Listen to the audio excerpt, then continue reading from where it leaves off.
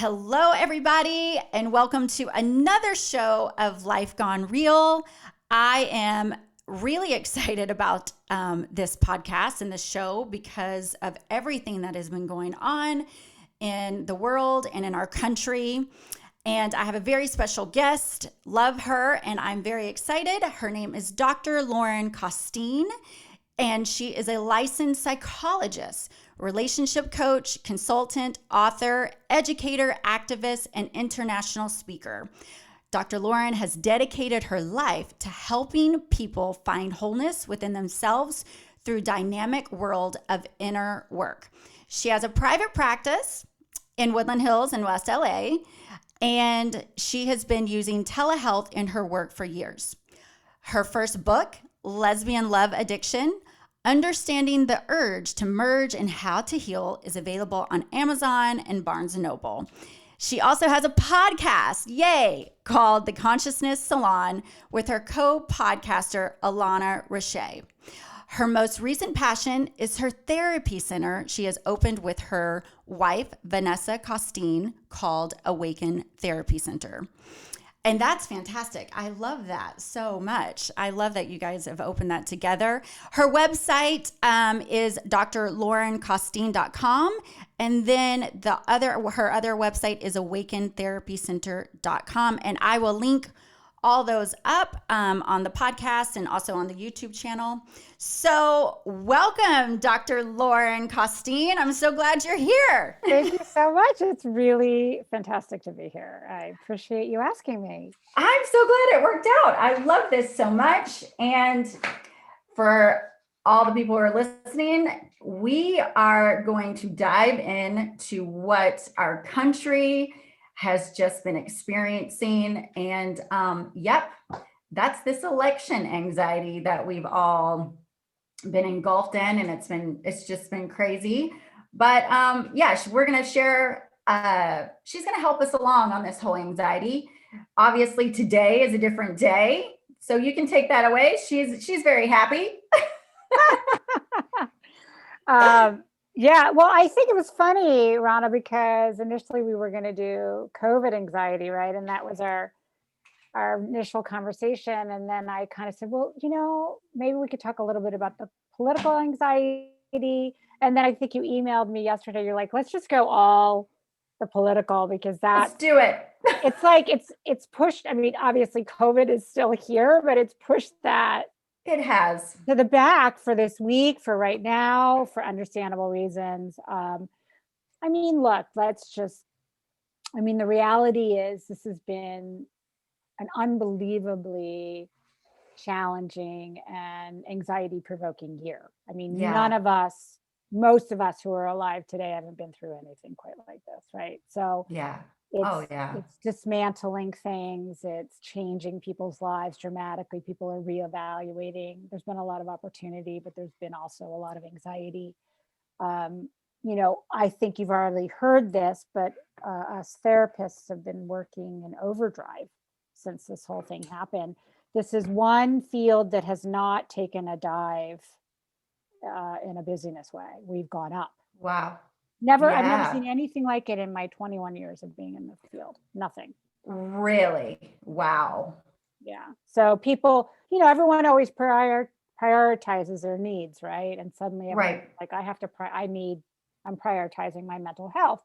And what I also noticed, and what I so appreciated around this horrible situation going on, is the stigma of needing help, of even recognizing and voicing anxiety or depression or what have you. Like the stigma around that is disappearing, which is huge, because so much of our life is wrapped up in our psychology, in our mental health and our well-being. And the more awareness we have around that, the better off as a society we're going to be, right? Yes. And because we need tools on how to cope with things and not just be unconscious about them and then act them out, right? Right. So I would say for this week, the highlights are, we're a deeply divided country, and that in itself is anxiety provoking for people. Mhm. The fact that really, I mean, even though right now Biden seems to be ahead, it's such a close race. And what does that say for folks? And Right. then the division seems to be very extreme in we seem to be very polarized in a I agree. way that feels new.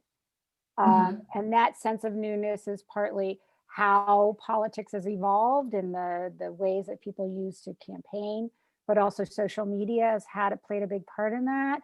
I think Yes. everyone needs to see the social dilemma to Yeah. understand how much social media is only now informing us on views that we already have, Right. instead of giving us global sort of collective, views. I think critical thinking gets lost when all Mhm. you're fed all day is what you already believe, Yeah. and then Okay. it's done in a fearful way or an angry way or what have you. Right. So no matter who wins this election, we're going to have an aftermath Oh. of things to deal with, Mhm. because whoever wins, the other half is going to be extremely unhappy. Yeah. And I think what is going to help with anxiety is if we can start to try to see the bigger picture. Mhm. We're all in this together. Right. We're all having a human experience here in the United States, and how can we find a way to learn how to hear each other and have empathy for the other side, and not just hear our own point of view or the things that we believe in. Right. And I'm telling you, for some people, that's very hard to do. They have Yeah. a lot of defenses around it. They don't want to hear Mhm. the other side. They just want to be angry and upset, um, and there's a lot of false information today, and lies and Right. I think some of that is really hard, and both sides. both I was sides. taught both sides. It's really hard for me to believe anything. I mean, anything. And I think, I don't know, it's like some people, I don't I think for me, it's like government. I guess with that anxiety, I think so many people just want, I don't know, all the answers so much in government, and just instead of like, hey, for me, it's like, it doesn't matter who wins. My heart and my mind, just like you said, it's like, I want to help people. You want to, hey, show people love, show people kindness. And a lot of that, it almost seems like people are wanting so much of that in the government that really it has no, the government really doesn't care about that. It's more of us as an individual. I don't know. Like I guess that's where that anxiety is. People are looking for something so much to hold on to, like a certainty, and you can't. No. Yeah, I think You that's a really, can't in the government. yeah. And you can't in life, honestly. Like, No. I mean, a big part of doing inner work in the way that I do inner work from Mhm. a clinical, psychological, and spiritual perspective is that you learn how to live with uncertainty, because every day is uncertain in a certain sense of Wow. degree. You can create stability by having a home, and you know what grocery store you go to, and you have your set of friends, and so on and so forth. But if there's one thing you can really get aware of, is that you're going to get thrown curveballs all the time, Okay. Yeah. that are problems or situations that you have to deal with, and you can't see them all coming, No. right? And I think this is the biggest collective lesson of all time for our folks alive today, is the pandemic showing that, right? Like, suddenly Yeah. our lives stopped, and there was nothing we could do about it, right? Right. So I think a sense of not looking, look, this is how I work. It's a lot of how a lot of us work in the psychology field, is finding your center of gravity internally within yourself, learning how to self-soothe, have self-compassion, learning self-love, healing your traumas, knowing what your triggers are, learning how to not project your stuff onto other people and thinking it's theirs, not yours. all of this changes the way we are in the world with each other. But that takes a dedication to looking inward. Inward. Yeah. And that's not fun. It's not I think it's really fun. I think it's fun. I think it, and that's what you are. I think I'm such a big, huge of mental health. I'm big on like self-improvement and all of that. So for me, it's growth, and I want to dive into me, but obviously sometimes it's not really, it's not fun, because sometimes there's just not fun stuff that's in there to really dig up into a workout. Exactly. It's hard to work out. Like, who wants to go work out? Like, I work out all the time, but while I'm in my workout, I'm like, why am I here? Because this is so painful. But it's like that too. It's just like, it's the same thing. It's like you're dealing with, when you look inside, especially even for me and what I personally went through this year, it hurts. Sometimes you just have to get in there. It's like, it's not pretty. No, it can be very messy. It can be very painful. Anxiety is by far one of the most painful emotions on the planet. It can be intolerable if it's extremely high. Wow. And people just want to do whatever they can to get out of that feeling. It's understandable, right? Yeah. But the fact is, we do have all of these different feelings and emotions, and we do have to deal with them, and we do have to face, life. You do. Yes. You have to face life. And so you can either put your head in the sand and not face it, or not look at yourself and try to learn how to manage your internal world better. Yeah. Or you cannot. And what that usually leads to is a lot of symptoms, not only anxiety or depression or what have you, but addictions from all kinds, from like drinking too much, or doing drugs, or eating too much, or doing, watching too much TV, or whatever it is that sort of numbs you to the moment. Right. And all of those don't get rid of the problem. They just cover it up for the moment. Right. That's so true. So it's almost like it does more harm. You're doing yourself more harm if you just don't hit the problem and really work on it head on. Right. If you procrastinate it, you're hurting yourself worse. Yes, exactly. It's just going to be there. Right. You got to deal with it. Yeah. You got to deal with the shit. You got to deal with it. Like, you got to deal with that. I know. And then one thing because I have a teenage daughter, and I also have a son who is 11, who'll be 12. And I'm really noticing, and I want to see, have you noticed? I mean, the teenagers, even when Ava when they were in school, she was in middle school, they have so much anxiety. Like my daughter was like, Mom, it's like really, she goes, it's a lot. They have a lot of anxiety. They're really stressed. There's depression. And I'm just like, wow, it made my heart just hurt. And I'm curious, even your thought of the virus, and even the whole politics. It's like you want to shed light and you want to share with your kids. But this was a thing. I'm curious if your thought, are some parent, I don't know, this is just an opinion, but do you think some parents are sharing too much, and you almost bring in that anxiety to their kids because everybody's just talking about, even the election? I mean, my daughter was like, oh, they're on group chats, and she's like, oh my gosh, my friends are going back and forth. It's exhausting. And she's like, I just have to ignore it. She's like, I can't. But I'm like, wow, it's intense, like even for high school. So I was just curious. Yeah. Well, I think that, we're in a new era that we're not really that equipped to understand yet, which is these young people are growing up and getting phones at very early ages. True. And then getting on these maybe, lighter social media like TikTok or a little Instagram. But like, we weren't dealing with that when we were kids. We didn't have Netflix streaming at our fingertips, or, I mean, like, I know. We didn't.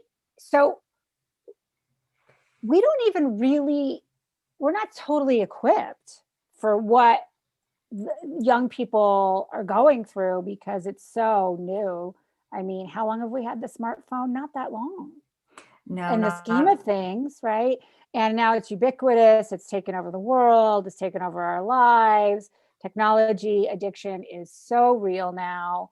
and children are very prone to it, and you have to manage that very carefully, because otherwise they would be on their devices all day if they were Right. their own device, right? Mm-hmm. So there's a lot of things that they have way more access to information than we did. And so how could that not be anxiety provoking?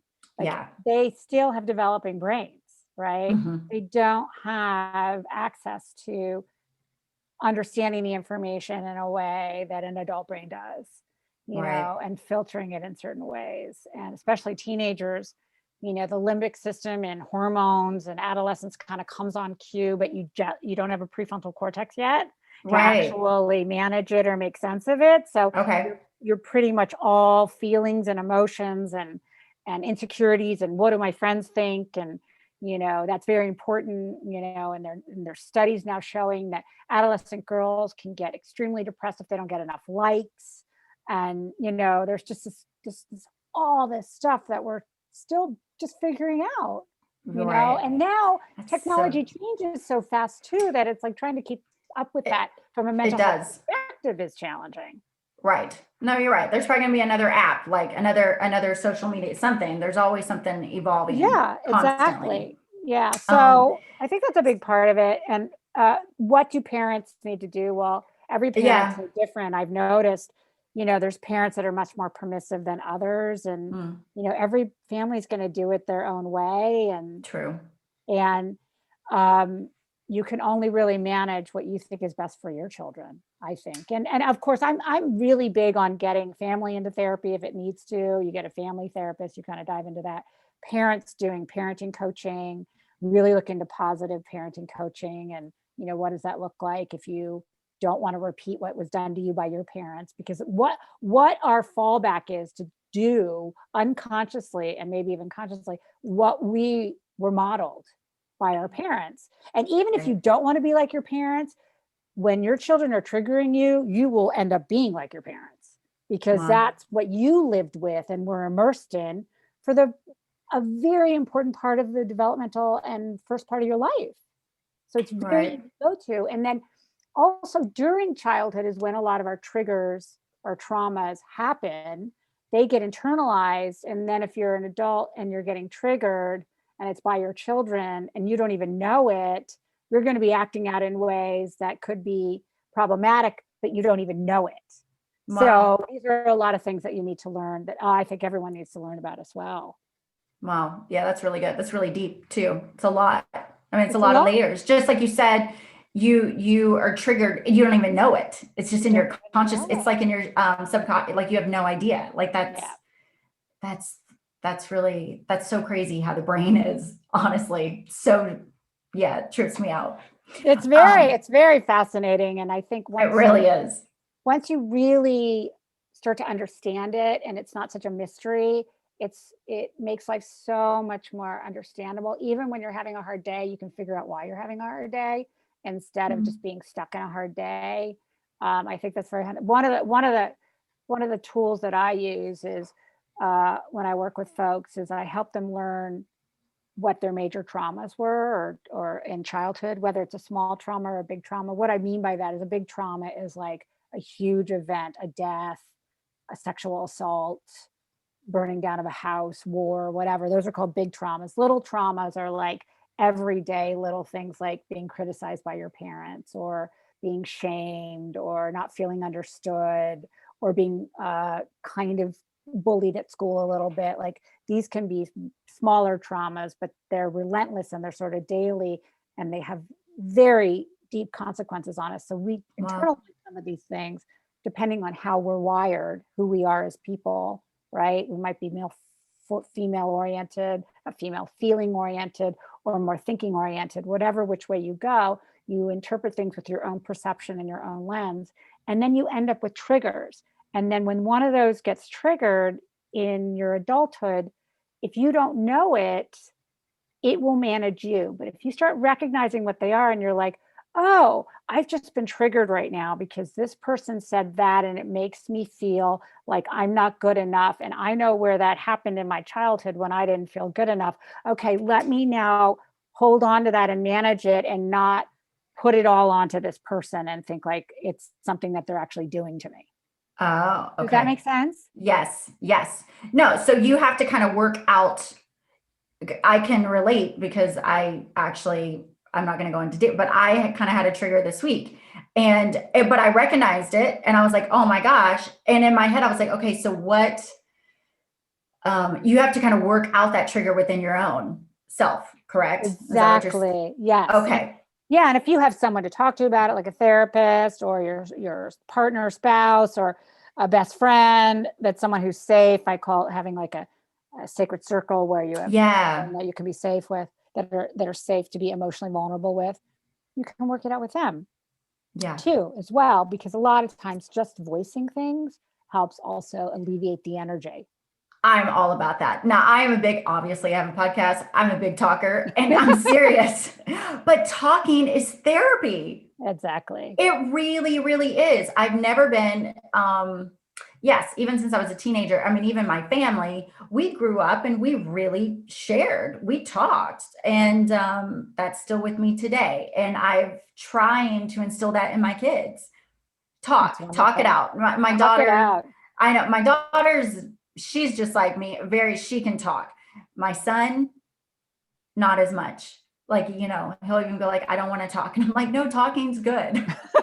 He's like, no, not to So me. I was like, no, talking's good. And of course he's 11, 12. But in my head, I'm like, no, I mean, I think most boys and men, I don't know.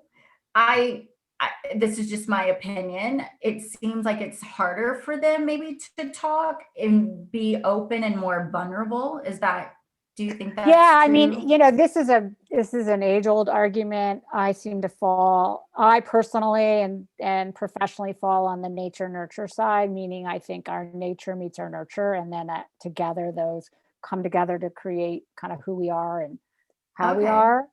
Okay.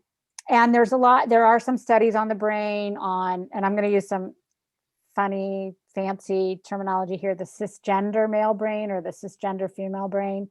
What I mean by that is cisgender is when you feel in alignment with the gender you were assigned at birth.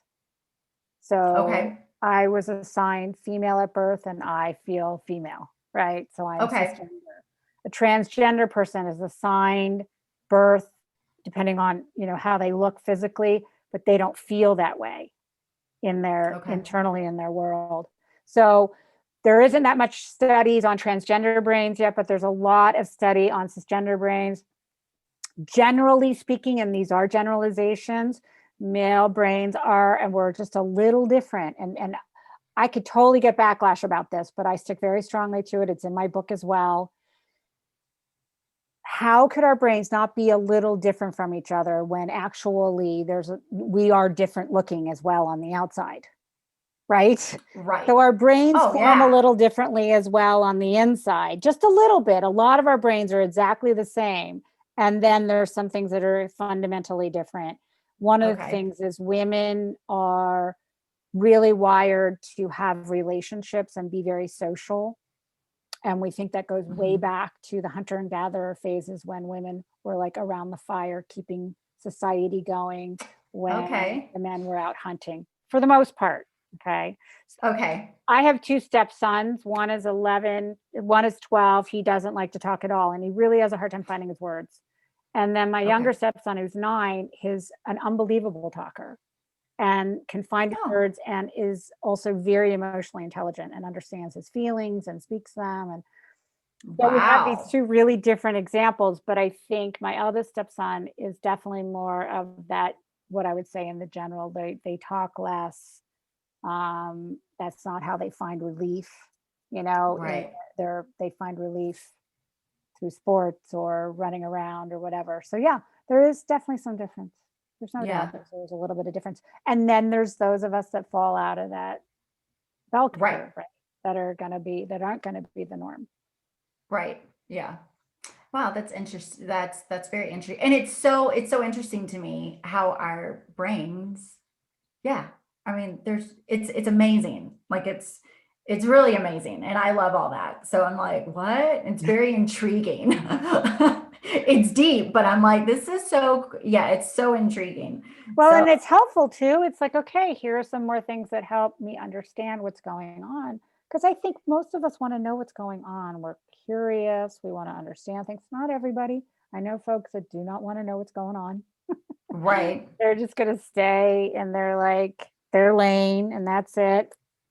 There are quite a few of those people in our country for sure. We can see Yeah. on, all sides of the aisle. And then there's folks that are curious, that do want to learn or do want to be called on stuff or do want to be educated if they find out that they don't know as much as what they thought they knew. Yeah. Yeah. I'm a And big fan of like being, learning, growing. That's me. I feel like I learn something new every day. I think that's great. Like I'm like an open, I want to learn, I want to grow and be more educated than even what I, am now. I think that's great. And I love all that. So what do you think, what are some just maybe, I don't know, for key tips or to help some of the people who, yes, are still, even no matter what's going to happen with the election, but just to really help ease this anxiety? I mean, what is some things that they could really do and take and just take with them and chill? Like, just, I don't know, like what is well, some I things think that you could do or so, share with them? so basic ones are, you've got to take breaks from the news, from social Or- media, from your phone, from your computer. Um, I'll just speak personally. This week was watching the news a lot, and then found my anxiety ramping up, and Okay. so I took some breaks, and I found my anxiety was reducing dramatically just from being away from the day to day, minute to minute call on stuff and like incredible dissecting of everything, and just taking a complete breakaway. I was like, and I mean, like watching a movie instead of something else, instead Right. of the news. Okay. And it was so helpful. So that number one, because we just Okay. have access to so much news and information. And the minute I turned it on, I noticed my anxiety just went You're up good. like Get 30, up. 40%. I was like, Right. my anxiety is up 40% just turning this thing on, just like, so Wow. I think that's really important. And these little machines here are designed to keep us hooked on them all the time. They're designed that way. So we have to really work against our brain wanting to stay on them and get the dopamine hit that it gets. So we have to Okay. kind of I undo agree. that. Yeah. I mean, we really have to. Hmm. So that number one, if you really have heightened anxiety, always I'm all about finding a mental health professional to talk about and, Hmm. really see how much of it's physiological, how much of it's situational, how much of it's, trauma that's not been really looked at yet. Um, Right. Okay. big fan of meditation, huge fan of meditation. And Yes.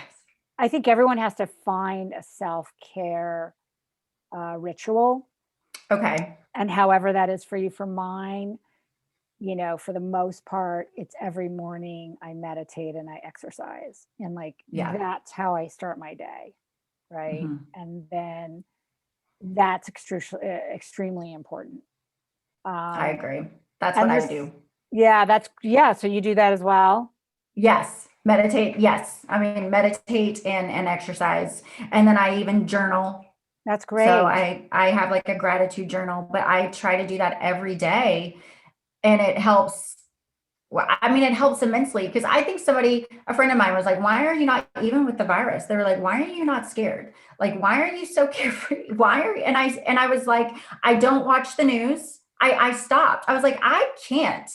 But I even did that even before the virus, because if I watched the news before the virus and election, I probably wouldn't leave my house. Mhm. Like I would, there's crazy people out there. I probably wouldn't. So I really, even before all this, I just didn't really, I limited the news. If I needed something, or obviously if something happened, believe me, you're going to know, you know, I guess the more, what is it? the more extreme, something, you're going to know like something really big that happened in the world or your little community. Somebody will let you know. So I just, I try not to watch the news as much. And then what you said, meditating is it's a huge thing. I just feel so relaxed afterwards and just, you feel lighter. Yes. Oh, yes. It's so Right. crucial. It's so crucial. Okay. So I think that's great. And I personally haven't really watched the news since I got into the mental health field. I stopped watching the news. Okay. I mean, I watched a little Okay. bit and I would get it in different sources just so I wasn't totally out of the loop. I'm also an Right. activist. So of course I'm Okay. involved in certain kind of, I've been in many of these marches and worked on campaigns and just Yeah. done my part, Right. but Okay. there's no way I'm going to listen to the news every day. It's built on sensationalism. It's built on ratings that they need to get that really, I think, promote a drama addiction. And I think Oh, that we could really look at like it's because when things are dramatic, you get dopamine hits. So it's like, and you can see people that can get really into that. Of course I can too. I mean, I can get excited about the next thing. And right. I've been studying dopamine releases in our brain for years on many, many levels. And it's very addicting. It's like, and especially when it's done in this intermittent way where you get a little bit, then you don't get any, then you get a little bit. That's kind Wow. of like how Vegas and gambling works, is like you get a little reward and then you don't, and then you get a little reward and then you don't. And that we have found through studies is the most kind of a biggest way to get most addicted, is when it's intermittent, reinforced Wow. by reward, and then no reward, then reward, then no reward. So Wow.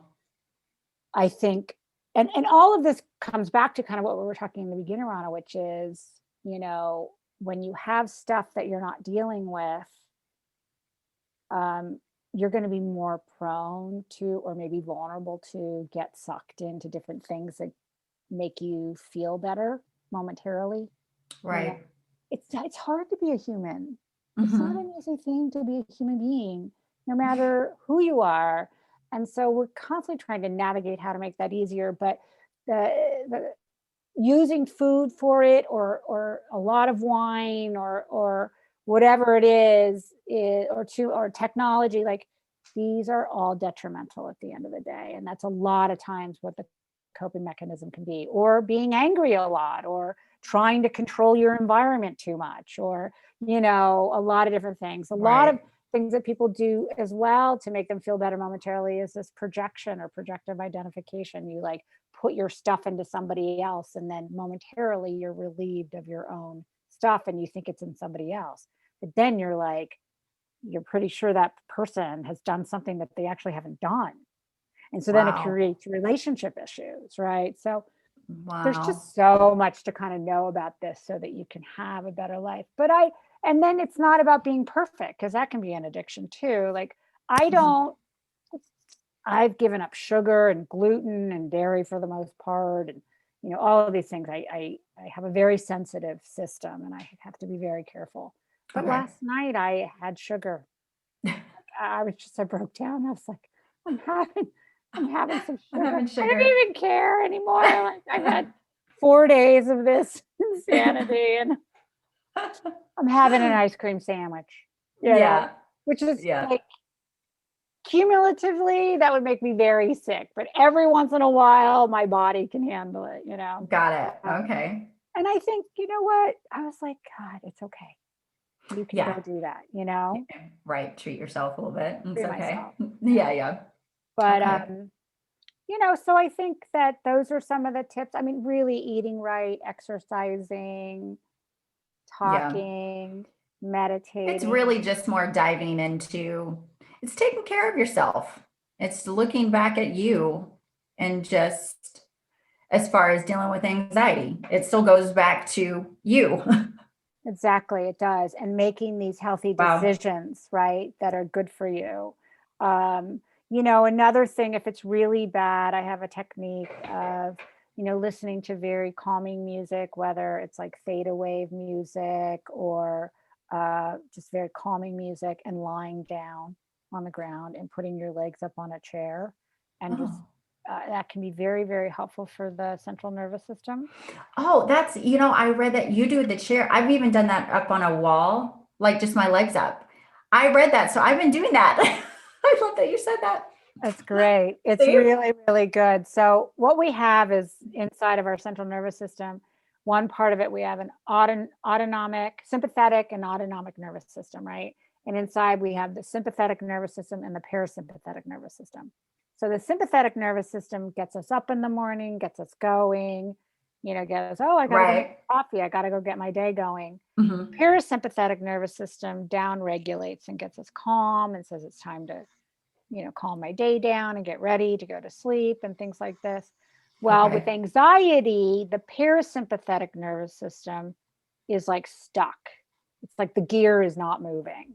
And Oh. so you have nothing inside of your system that's telling you to calm down. So all these self-care techniques that we just discussed help the parasympathetic nervous system do its job. Oh, okay. There you go. I love that. It's interesting, right? That's really interesting. Wow. That's really amazing.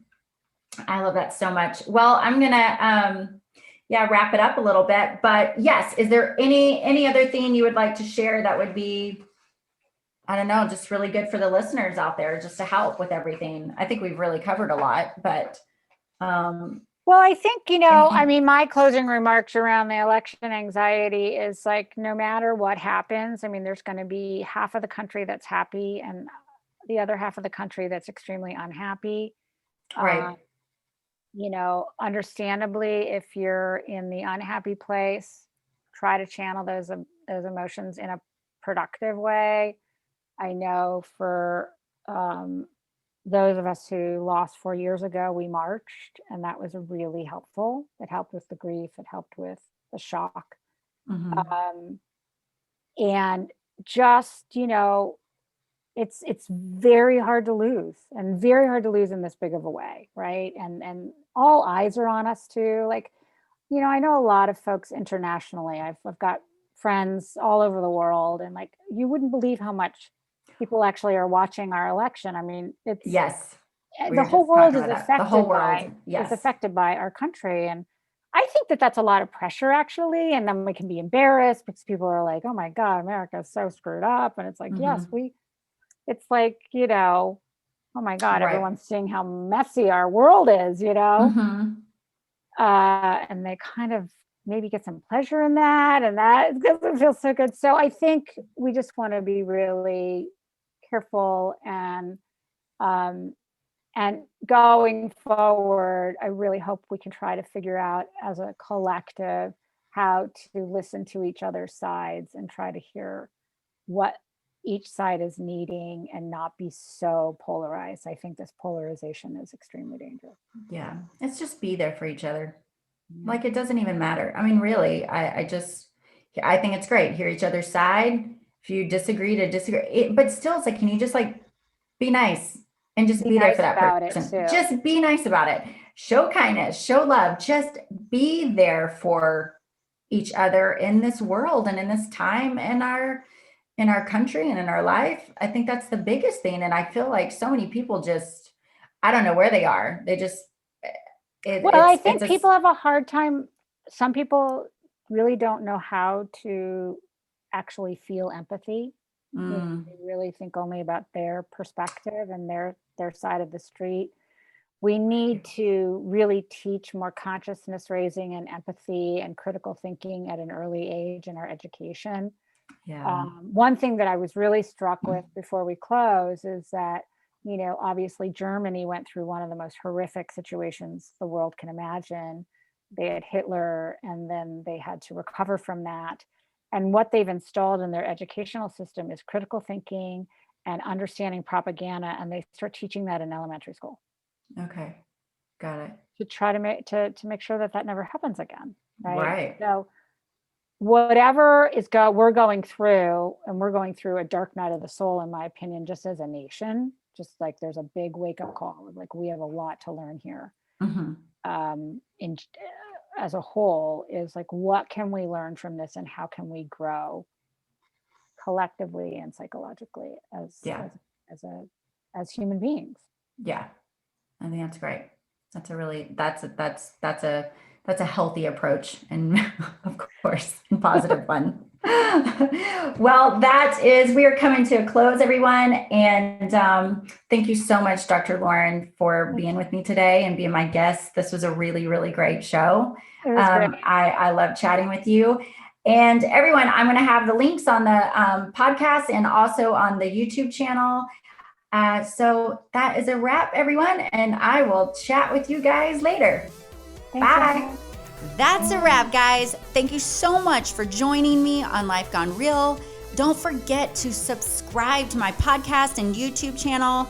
Definitely rate it. Leave comments. I'd love to get into your lives a little. Send me some topics you'd like to talk about, or if there's anything you're possibly going through in your life. I'm so glad you're here with me on this journey. Cheers to you, and have a great day.